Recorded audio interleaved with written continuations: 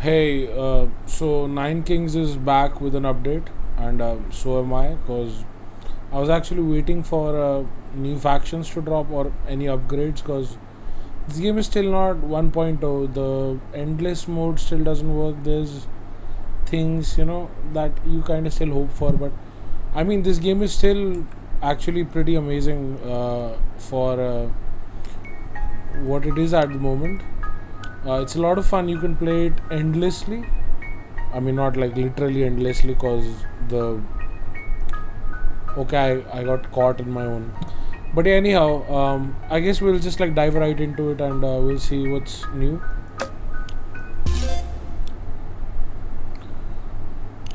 So this is new. First off, I don't remember there being a dedicated background for any of these classes. And actually, you know what?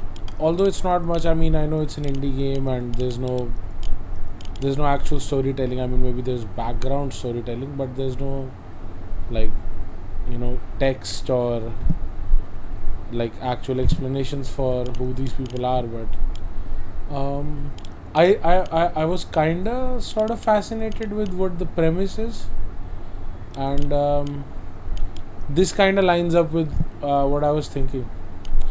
I hope they get into that a little bit more. Because I mean, these are certainly there's like sparks of creative excellence here, but I mean, I don't want to rant on about that for too long. But yeah, I mean, it's interesting. Yeah, so I think these cards are more or less the same. They haven't changed since the update. Although, yeah, there's like the perk system is completely revamped. I didn't notice the backgrounds at first, but I did configure these tiles recently. But I haven't played the game that much, and but I'm not gonna play at very high difficulty and get absolutely clowned, and then I have to like re-record again or just eat pain. Lord should be good at because I have had a lot of success with the King of Spells. I'm fairly good at this.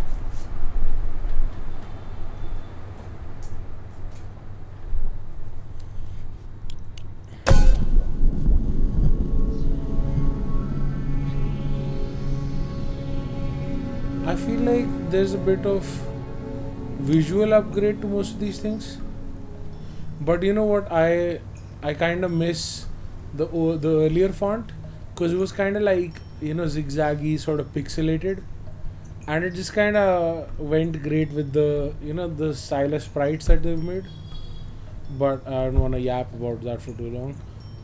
I don't think anything else is that different otherwise.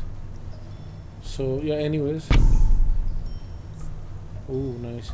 Um, so I pick the King of Spells almost always because I think the some of their units, the shaman, the library, and this citadel. This citadel is absolutely insane. It's the most overpowered main building in this game.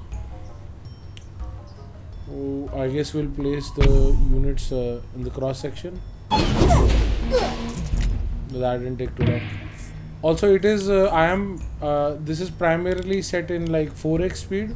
The sound might be jarring, but after you play like hours and hours of this game, you don't really want to watch every single battle because all battles have extremely weird outcomes depending on the kind of forces you're up against. I will pick this. For those who haven't played this game much, try to place your units that go forward to fight in this kind of a cross section. So if you place like your so there are these buildings that offer like perks to everyone, left and right of them, or I guess up and down, but not diagonally.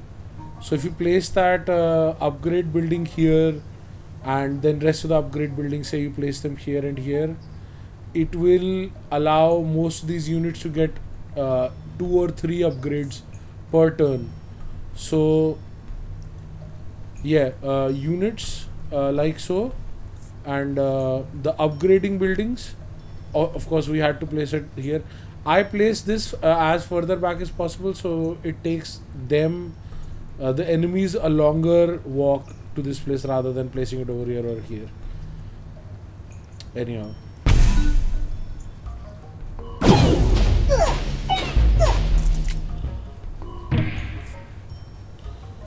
Oh, all of those are really good cards actually. I mean, I guess. So these are kind of like your standard issue range units, while this is like a tank. He's gonna stand in front, so the aggro while they get a lot of attacks off on them. The early waves are almost always easy. Wait, what? I thought this is the primary unit for the nomad guy, but I guess it's not important enough to really reserve it only to the, when you pick nomad itself. Also, I don't have rerolls, I guess.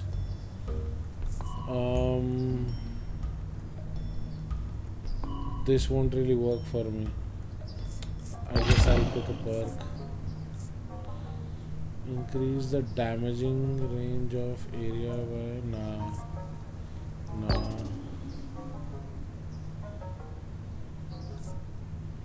Yeah, that's not bad. So anyways, this is like a perk card. So this is like a passive trait that you can give to any of your units. And since you're playing the King of Spells, you're likely to get this upgrading building called the Library, which basically rolls a dice and allows any of the passive upgrades that your unit has to double, or not double actually, just get like another stack of that. So oh, by the way, if you can't tell, this near the cursor you can see that there's like this cooldown thing that's constantly happening. I'll explain it in a bit. Vault. So anytime I get vault this early in the game, it's gonna be a good game because I'm not gonna run out of money that soon. So I think we'll place the vault over here because I mean, why not? Okay, so also beacon, probably my third favorite upgrade building in this game, because it just increases attack speed. It's just amazing.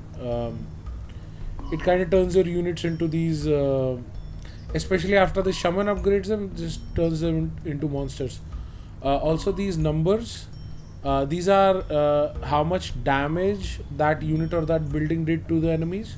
So this kind of helps you, stay on top of which one of your units deserve more care and looking after. Who you should sink more upgrades into. I think we'll place this over here. So I'll just slow it down just so this, if you click, actually this is the active attack that your citadel has, but active attacking doesn't really help you, so you might as well leave it on auto unless you're thinking about taking out some units way before other units. Also, this is a blessing. I couldn't care less about this blessing thing.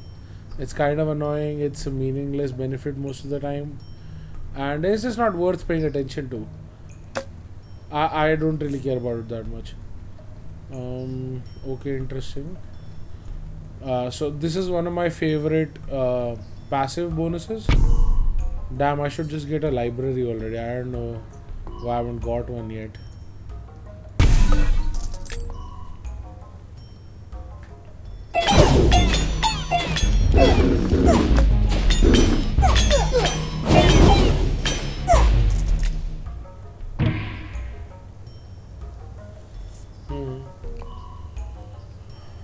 So thief, depending on how your game goes, can be a pretty good unit because A thief basically teleports to the back of your enemy's army. There is a huge advantage to that because the thief kind of takes out or at least distracts the range units first. Because see, there's some range units in this game that have piercing damage and they have extremely high damage. So if they are forced to attack your thieves first, that kind of allows the rest of your army to just not take a lot of one-shot damage really early. So thief is never like a really bad choice. Although I would never get this mercenary, I would just like sell this instantly, cause you get more mercenaries for the more gold you have, and I usually like to spend most of my gold because there's no point keeping too much of it. Even though I do have the vault, I will be getting a lot of money, but I prefer.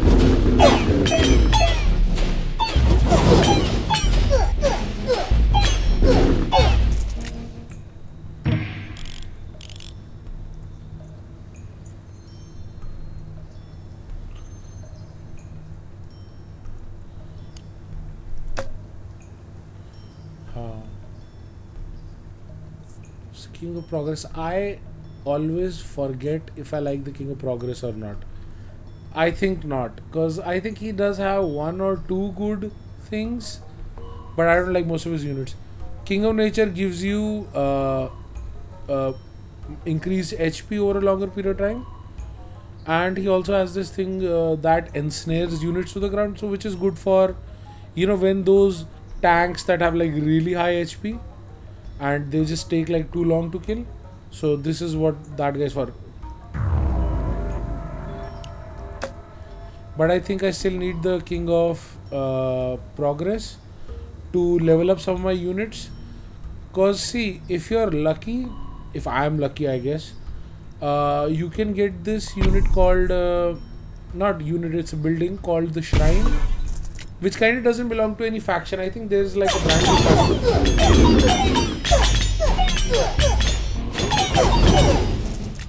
I think I'll turn down volume on some of those effects because it might drown out my voice too much.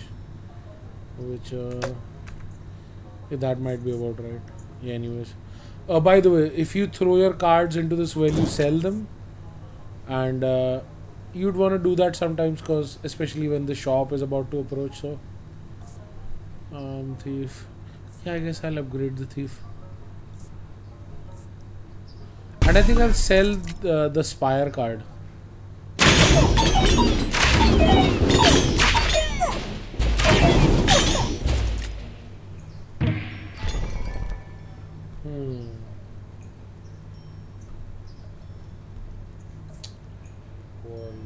So this is kind of good exclusively because you have the Citadel. So I might get that. And by the way, since because of the kind of perks I have equipped in the menu, your Citadel can be upgraded up to like 8 times, and by the end it actually becomes fairly useful. So yeah, you want to capitalize on that. I want to place this here, and yeah, I guess I'm gonna have to get some more towers. So this upgrades the damage of your towers by 2%. Also, by the way, these white star things, that this has 1 off. If this gets 3, it's gonna trigger that effect 3 times a turn. So you preferably want to upgrade all your towers as soon as possible, or just pray to whatever gods that you pray to that you get a shrine drop, because shrine is like one of the best buildings in this game. When card is placed on camps adjacent cards name. Yeah, I don't think so. How many times do you really place a card? I think the King of Nomads is probably like the worst one. Oh, the thieves are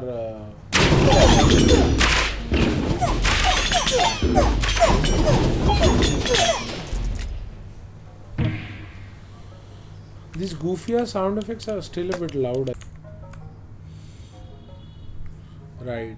So poison vial is one of my favorite effects cause it stacks and poison is just pretty much one of the best kind of DOTs in pretty much any game. I like if there is an option to have like poison DOT, I always pick poison DOT over everything else.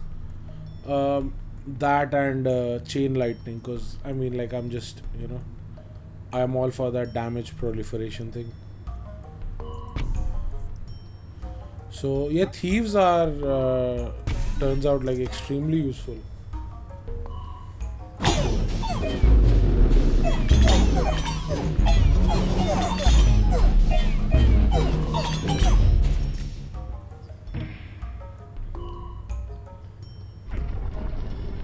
So I guess after like 11, I guess after 11 waves, you get to pick one plot of land, and I think I'm gonna upgrade, unlock this one, so we can use.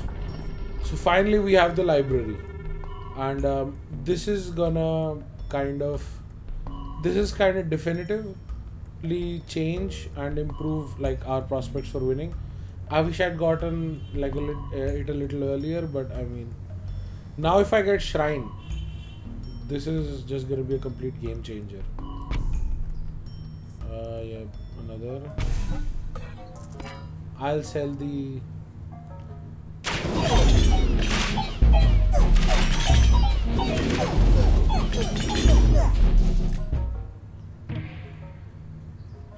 I guess the thieves have the most damage for now because most of my army isn't even being chewed down till the end. So I guess. Hmm. I think I'll spawn this, or these mycelium are kinda ass, so I'm just gonna use them to. So by the way, these are spell cards. They have certain uses. They're like anything that doesn't belong to any other category is just a spell card. So I'll use this spell card to destroy this unit to get 3 more spell cards, which turned out to be kind of useless. But oh, this is a good one.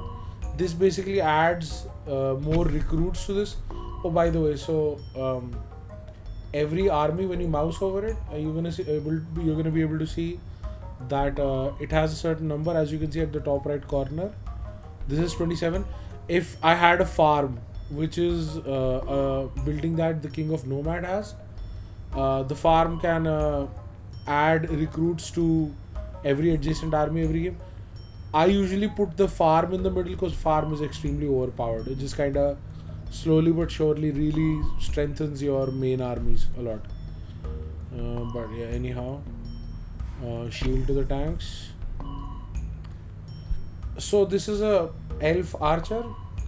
Elf archers have very bad damage. I'm not sure if they've changed that a lot, but yeah, elf archers have very bad damage. You know what they're good for? Tanking. So a lot of the time I'd be playing this game, I never pick the elf archer. The enemy will pick the elf archer, and they would just not die. It's inexplicable.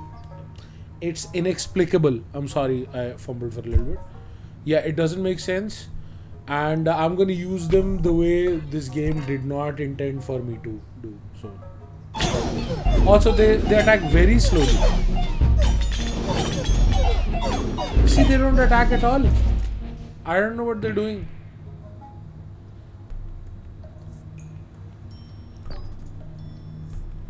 Nope. Nah. Now see, this is good. Oh. Oh gosh. Both of these are like my favorite effects in this game.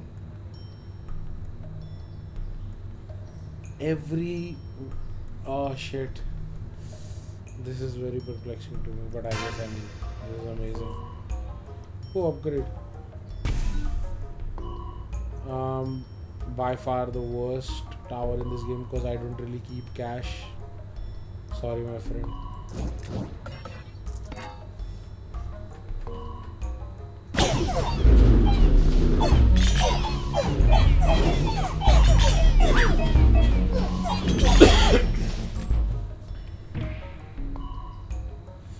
Library upgrade.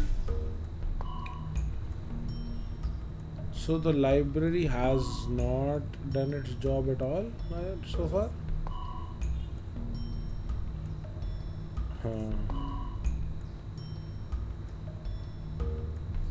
I kind of feel like, yeah, why not? Because I'm not getting enough cards. Oh, so Earthworks, by the way, Earthworks, shout out to Earthworks, which is like Bill Bruford's band. Bill Bruford was in King Crimson, for some of the best projects. But like, I will not get distracted. So Earthworks is one of my favorite cards in this game because it does two things. Not only does it give you 3 copies of a card, it also allows you to create two new slots. Uh, Two new slots adjacent to it. So I can create 2 new vaults and basically make this into a level 3 vault, which is like an insane amount of money for me because I have a lot of this game is left. So I guess I'll use one of these and. But why didn't I get 3 copies? Oh, up to, so it's like a chance thing. That's stupid. I remember almost always getting at least 2 copies of this card. But I mean, what the hell?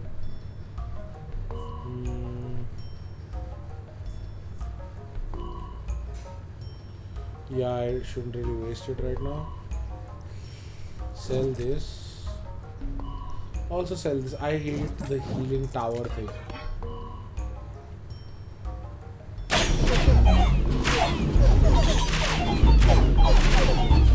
See, the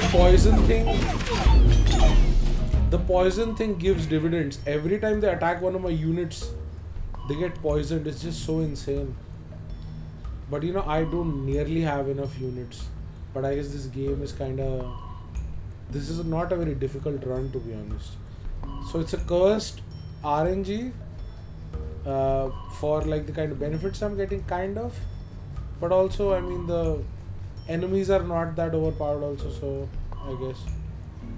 Target plot 2, develop 2 random plots. Is there like a bad unit I can give up on? Yep. So I will scroll over. Oh, so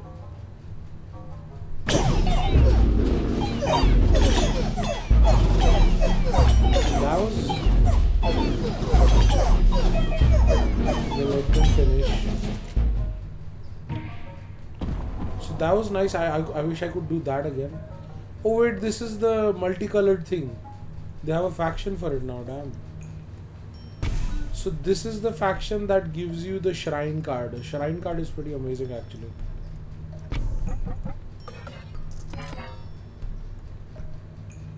What?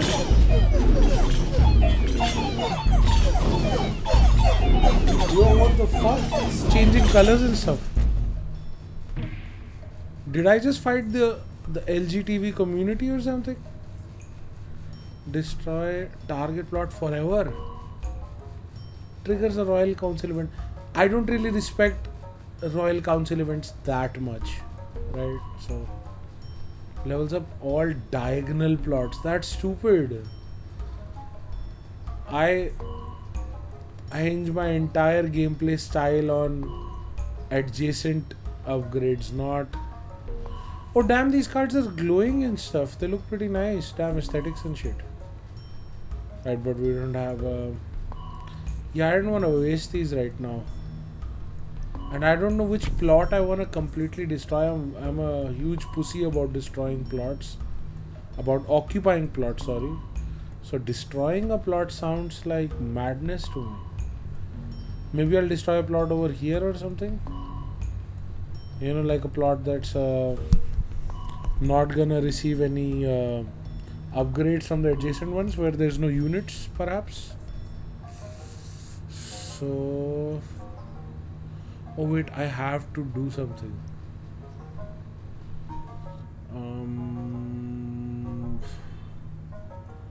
I mean, Earthworks is gonna get wasted irregardless, so.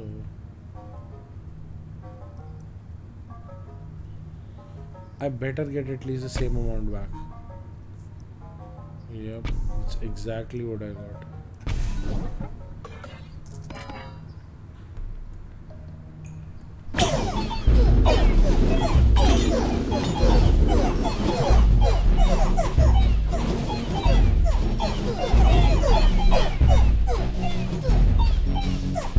Damn, that's cutting it kind of close. I urgently need to put down more units because they're starting to kick my ass. I will get this, I guess.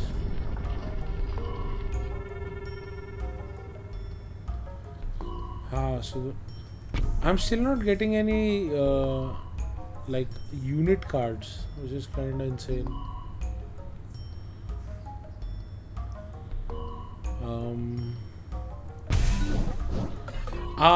I thought it was gonna upgrade all the diagonal.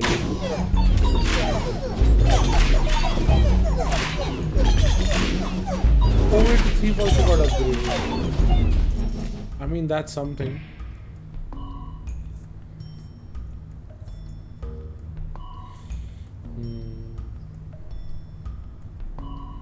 Yeah, I guess I'll spend this for this sacrifice. I mean, that's not, yeah, that's alright. So I will give these guys this, then upgrade this, then another one of these. So my citadel is now max level.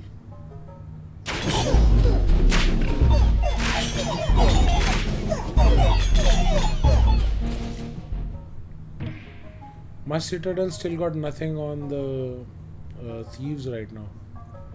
Summons increases attack of all. Not really, I don't have enough towers to justify that. I don't even know what summons are. 25% raw chance to deal critical damage. I don't even know how that works. Gold, I have enough gold. Doubles. That's not even that bad right now. Damn, yeah, that was pretty good, I guess. Yeah, that was good. This is what I was talking about. So the tree guy gives you this tower, which kind of permanently just stops a certain number of people. Which, I mean, it's kind of useful. This is kind of ass. I just never liked the mycelium thing. It's like a sort of tower in a way, cause they don't really stop the enemies. They just like attack them. And they increase in number the more games you go through with them. But I've observed even at end game they don't really do that much. So, but I guess I can use them for this, for like a. It's kind of like a pawn sacrifice. Like if I go chess.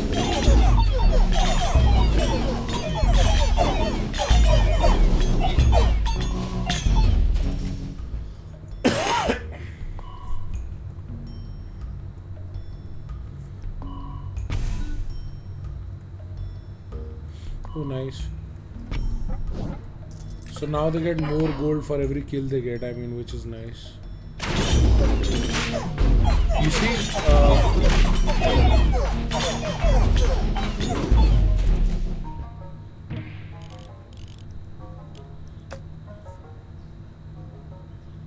oh hell yeah, King of Greed all the way.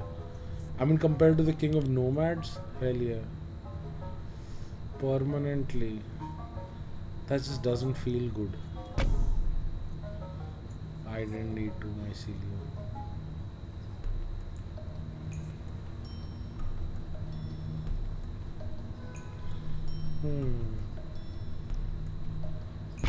Perhaps. So I just created a clone of the vault. I am going to do something stupid and permanently destroy this unit. And oh, wait, 2 poison stacks? Yeah, I'm gonna get the citadel upgrade. That looks weird. I kind of hate looking at that. That looks like that kind of makes me sad or something.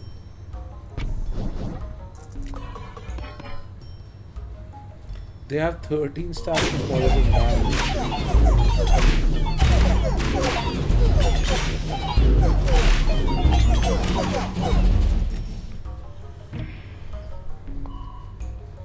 We're making quick work of these guys.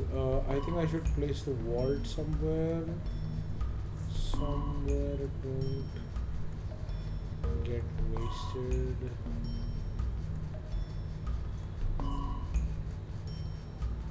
I mean, here isn't the worst place.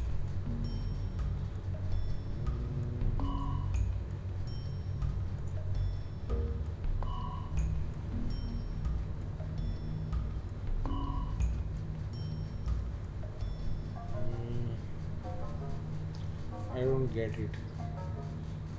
I do need units, but they kind of have like a very useless. First off, I hate the mounting things. This is like a mount and I don't get how it works, so yeah. Whoa!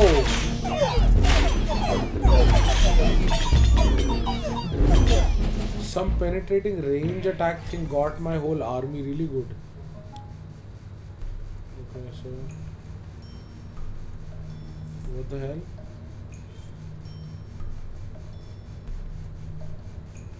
This kind of looks bugged, but I mean, for sure. Yep.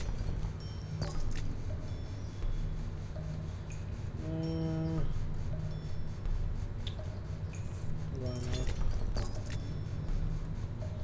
Yep, I've looked far enough. So yes, and yeah, our thieves are max level. You know what, I'm gonna get some more thieves. Thieves have treated me well. Procreate. So what, how many do they have? Is this gonna increase that? 36? Oh, 45. I guess they just keep permanently increasing. Mycelium for the sacrifice. Oh yeah, not a bad. So this is like a one-time buff. For a certain amount of cash, you can just one-time buff an army a lot. A bit. Alright. So fuck the board. Not literally.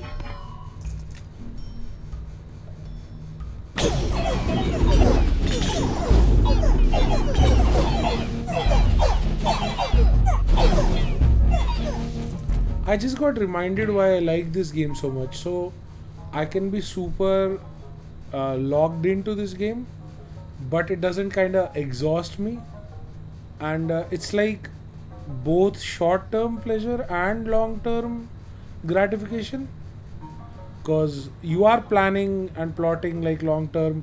It is a sort of, you know, like slice of lifey type, just a casual sort of game. Yeah, it hits on like several different levels. I'm kind of getting back into, you know, the groove of things, and yeah, I now remember why I played this game a lot. It's pretty neat actually. So sorry, but I have to. Not getting enough units though. But I mean, wait, 45, 54. Why not? Why not? Wait, that's not a passive buff? What is this unit that has so much pierce damage?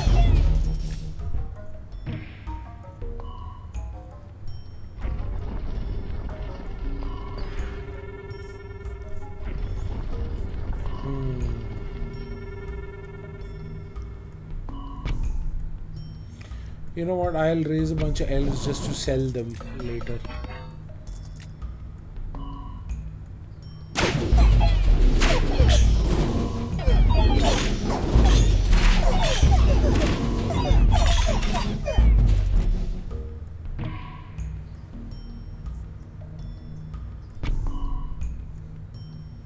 Okay, thank God that's a passive upgrade. Move to a, yeah, no. The King of Nomad is such a huge disappointment.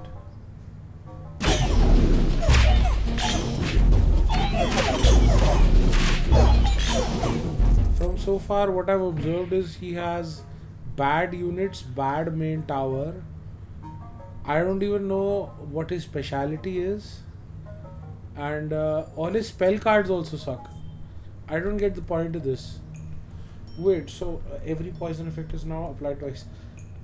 Does it also apply to those cast when damage taken poison effect that I got previously? I hope it does. So this is interesting. Although the game isn't gonna go on for that long, but unless I play endless mode. But I think no. I think I will place it over here when I can.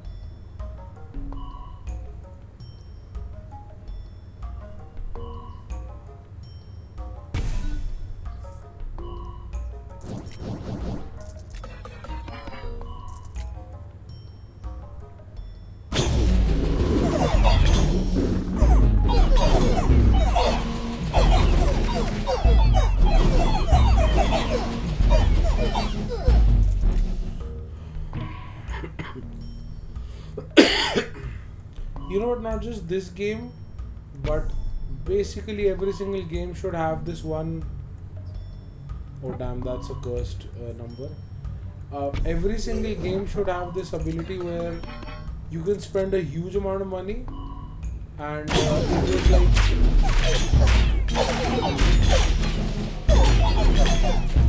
yeah, and if there's like some RNG system, you should be allowed to spend a huge amount of money to basically buy any card or any unit or any building in that game, but like with like a world hunger ending amount of money. So it should be like you should be able to bypass RNG but for overkill cash, because I think that would help a lot of people like get that one unit that would really complete their build sort of. I mean, I'm just spitballing here, who knows. So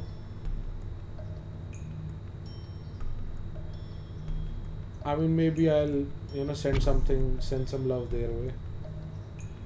I'll use this for a sacrifice. You know what, fuck it,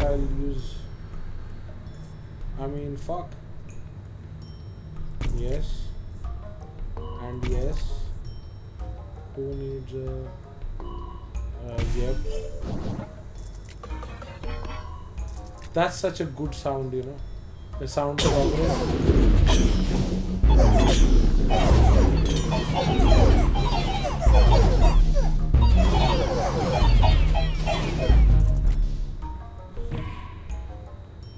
Oh damn, just with like one wave they were able to make so much progress. Another, I thought my library was already, oh it is. So where do I place another library? I think here would be a good place.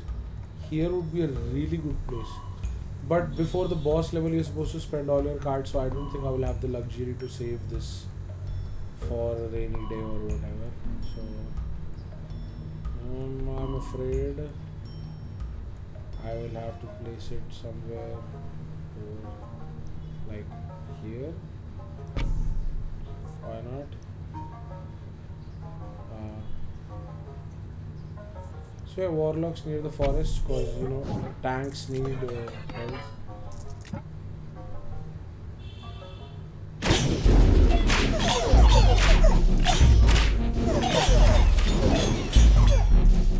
Again, that first wave of arrows, it just pierces through my entire army, and I think it kills majority of the units that actually die on my side. Sure. Fuck mycelium. Twice. Mob, I mean sure. I guess.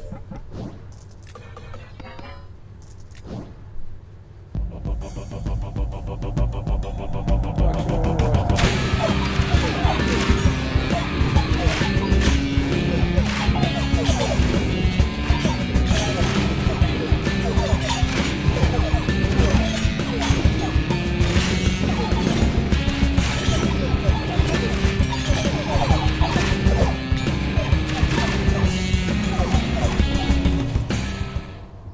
I'm sorry I don't speak during the battle parts at all, because I'm not sure how audible I'll be. Maybe I can fix it in post or whatever. But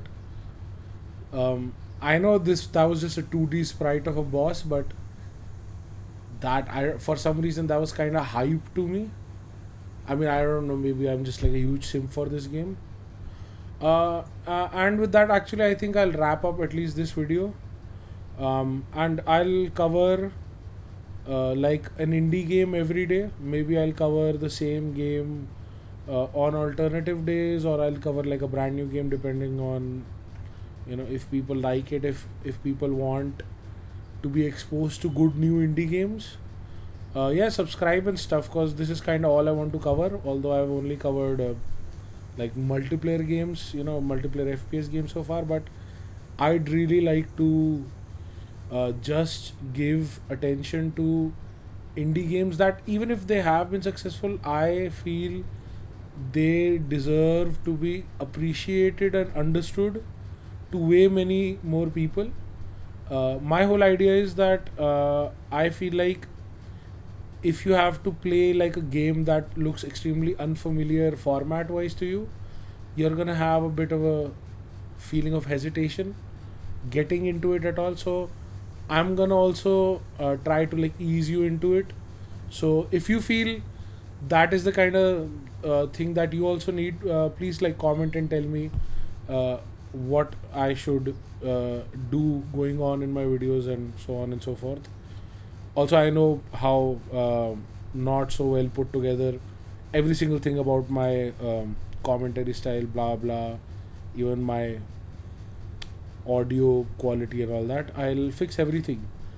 I'd like to give have a serious crack at this whole indie games quote unquote journalism thing. Yeah, so thanks for watching, thanks for listening to me yap last 2 minutes. I really actually hope you have a great day. Thank you for the fourth time. Thank you.